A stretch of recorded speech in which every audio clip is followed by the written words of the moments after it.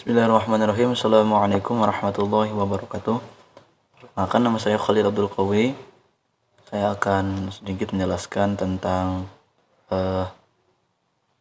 apa peran administrasi dakwah dalam meningkatkan efisiensi pengelolaan dakwah dan juga format administrasi dakwah.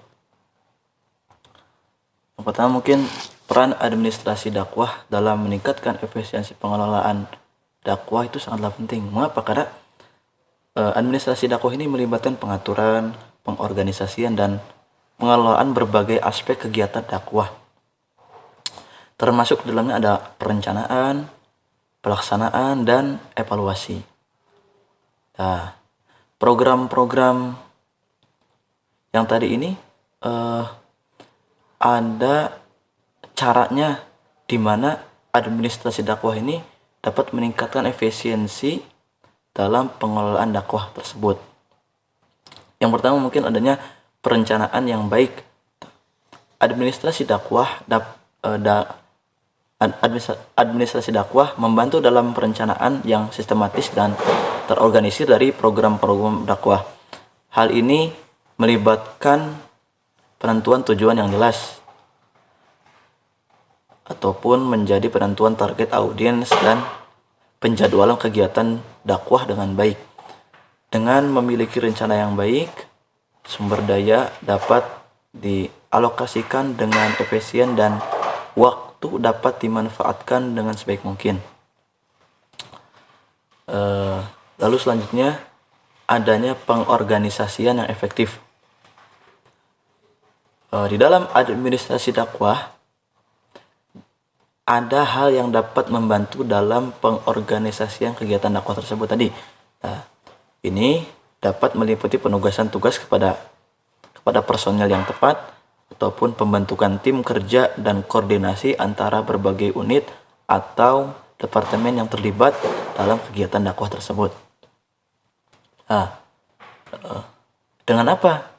Dengan pengorganisasian yang baik, kolaborasi antara individu dan kelompok dapat ditingkatkan dan juga pekerjaan yang dilakukan dapat dilaksanakan dengan lebih efisien.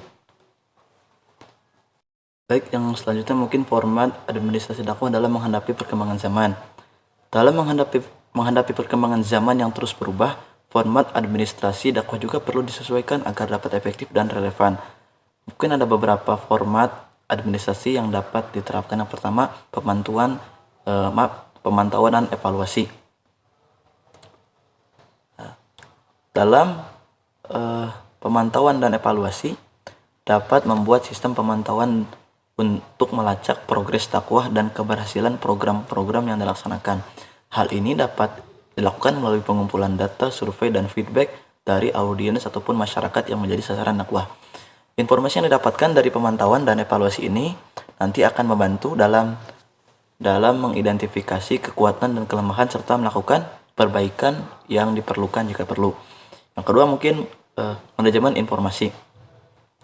Menerapkan sistem manajemen informasi yang efisien untuk mengelola data dan informasi terkait dakwah mencakup adanya pengelolaan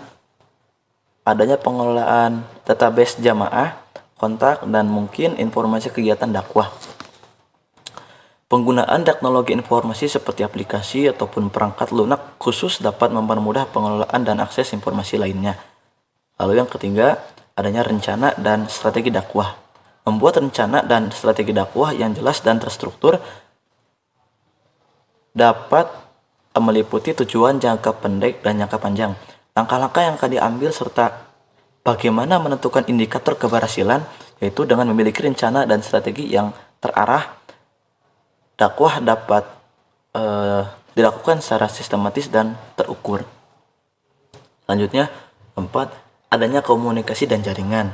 Nah, hal ini dapat membangun jaringan komunikasi yang efektif antara para dai ataupun pendakwah dengan masyarakat, baik melalui media sosial, website, ataupun platform komunikasi lainnya.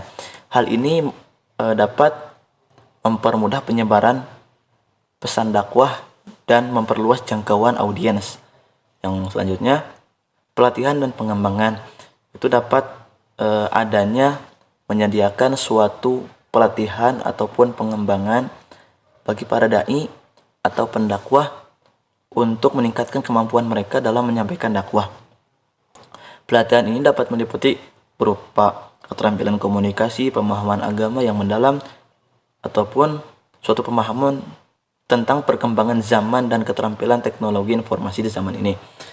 Yang selanjutnya adalah pengelolaan sumber daya.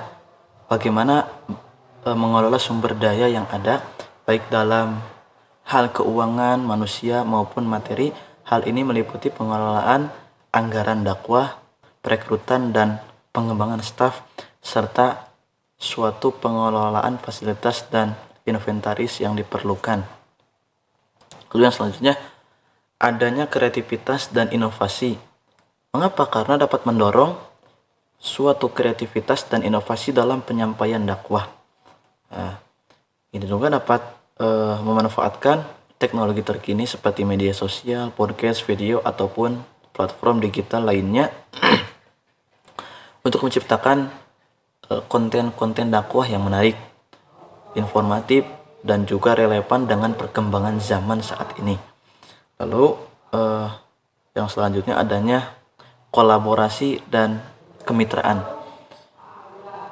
Dalam kolaborasi dan kemitraan dapat membangun kerjasama dan kemitraan dengan lembaga ataupun organisasi lain yang memiliki visi dan misi serupa. Kolaborasi ini dapat meningkatkan efektivitas dakwah melalui pertukaran sumber daya yang ada. Mungkin seperti itu. Mohon maaf apabila banyak kekurangan. Akhirul kalam, wassalamualaikum warahmatullahi wabarakatuh.